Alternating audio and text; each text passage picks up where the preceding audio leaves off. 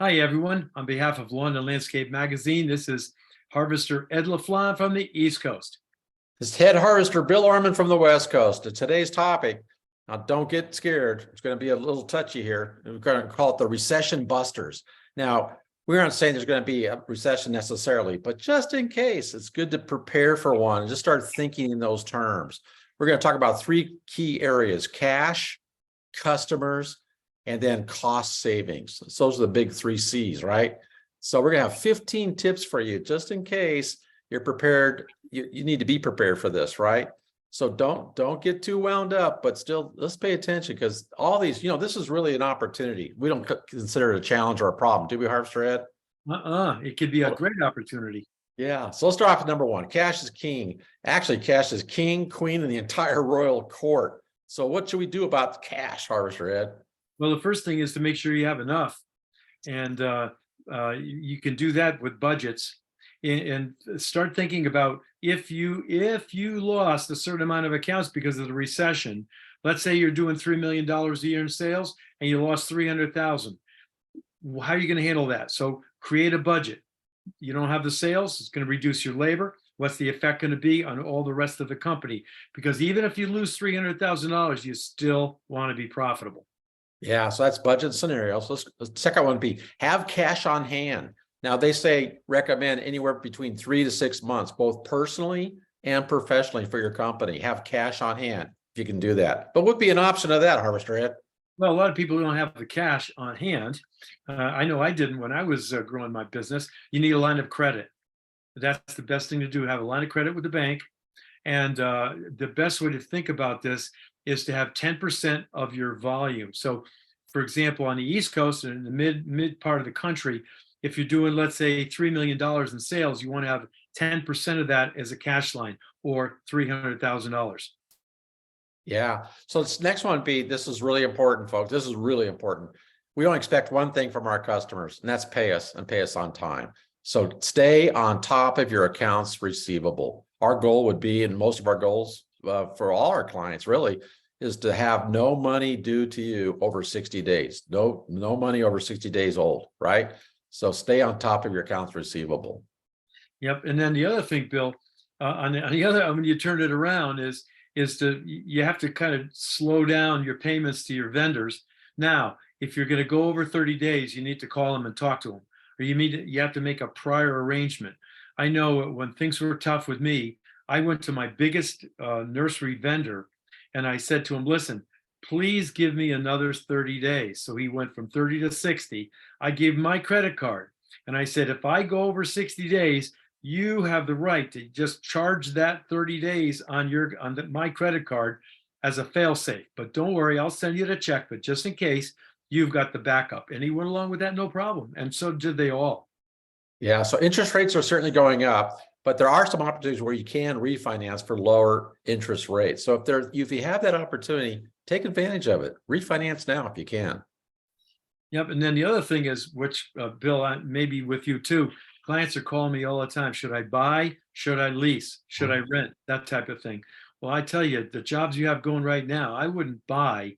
I would rather rent a piece, like for even if it's for a month, than to go out and buy the piece of equipment and hope you have enough work for it, because next year you just may not.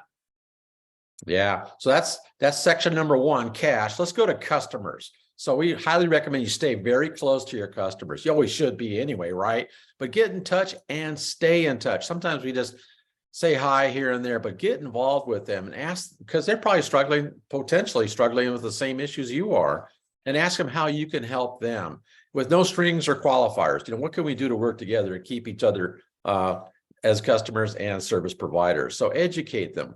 Focus on serving them, not necessarily selling them. Solve instead of start selling, right? Now, remember, people buy from those they like, trust, and respect.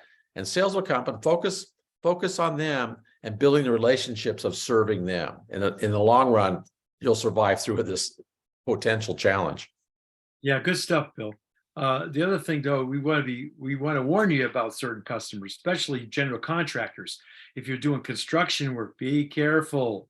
I mean, just don't let them go over too many days, because they'll promise and promise and have you keep working and working with no money. So be very careful with them.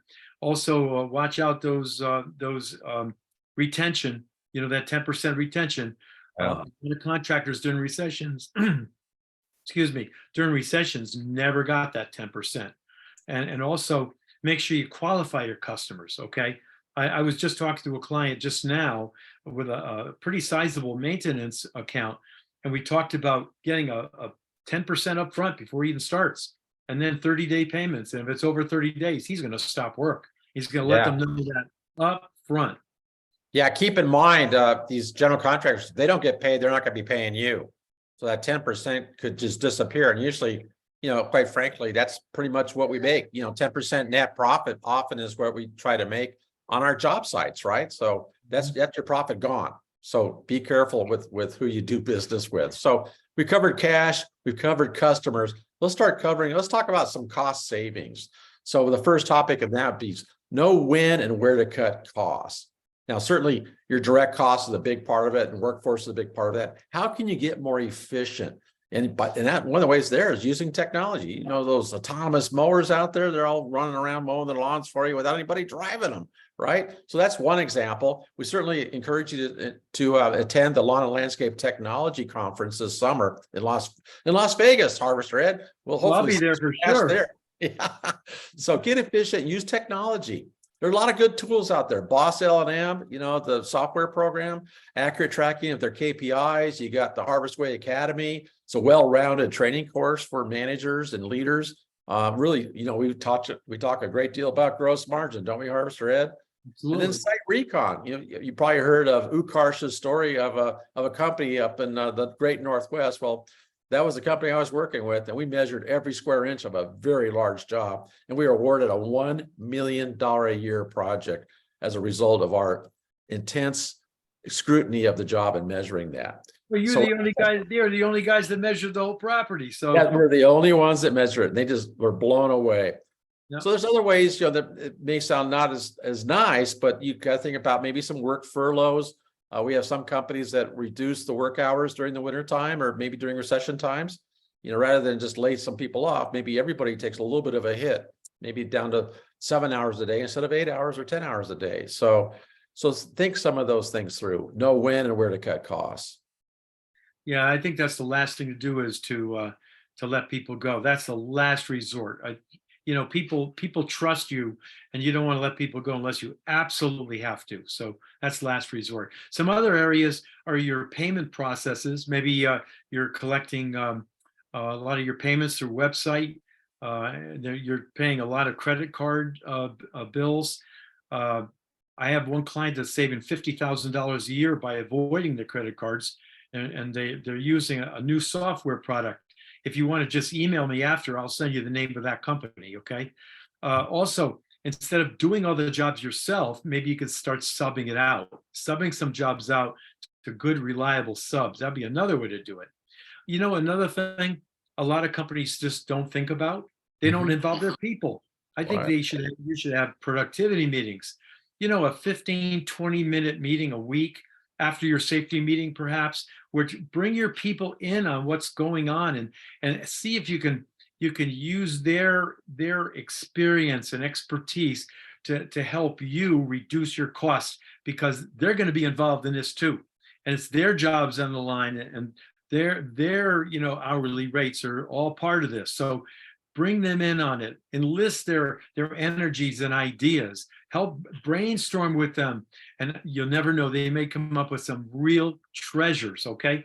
Employees have a vital perspective on the market because they are so close to the customers. So use them, okay?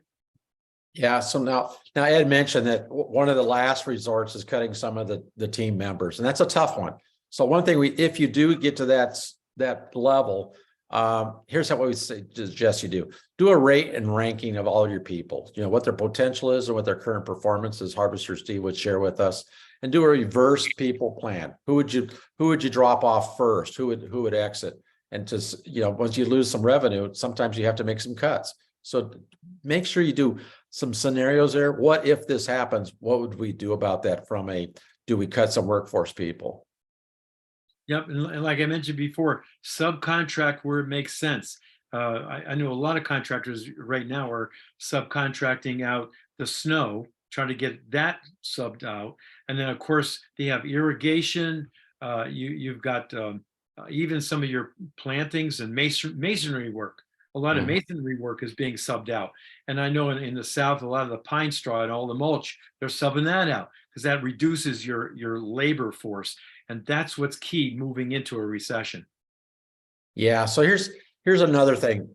Manage yourself as a leader. You don't want to be freaking out during these things. Stay calm. It's like a duck harvester, Ed. You know, those ducks, they seem so calm on the surface, but they're paddling like hell underneath, right? So be calm, be cool, be collective. You know, don't freak out, you know, do your regular thing and take good care of yourself, right? Don't lose a lot of sleep, you know, be well rested and be prepared for this because you never know. Manage yourself because guess what? People, you know, they hear your words, but they believe your behaviors, as our Mark Sanborn would say, right? It's a great quote. So watch out for your behaviors as well. So there, people are watching you and see how you're handling the stress. So That's here's really another good one. stuff. Listen, we talked about a lot of defensive things here. Listen, there's some offense opportunities inside of this, all this turmoil with finances and recession and all this potential stuff. So look at, there's probably some equipment up for sale, you know, some discounts, some good rates. There might be some customers that are just fed up with some of their guys and their cutbacks. You know, Ed, you were talking about some companies that even maybe even bail. They want to sell their companies. You can buy companies. There's some pretty good deals right now. And we're finding right now, people are being available. The workforce, there's a lot of people that are available right now. It's not such a huge pressure, still pressure, but not crazy on retention and recruiting of people. So there's some good news in amongst all this stuff, isn't there, Harvester Ed?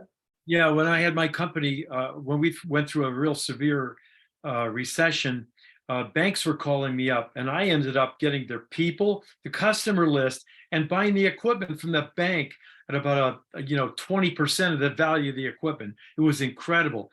Then other companies went bankrupt. I got their people, I got their equipment, and I got a lot of their customers. So it is a time for opportunity. So we don't want to be all defensive. We want to be offensive too. You bet. So there you have it, 15 tips, right? So we have the cash, we talked about the customers, and we talked about cost savings. So there you have it, folks. This is Ed LaFlamme, head harvester from the East Coast. Head harvester, be learning for the West Coast. Now go out there and harvest your potential. See you next time.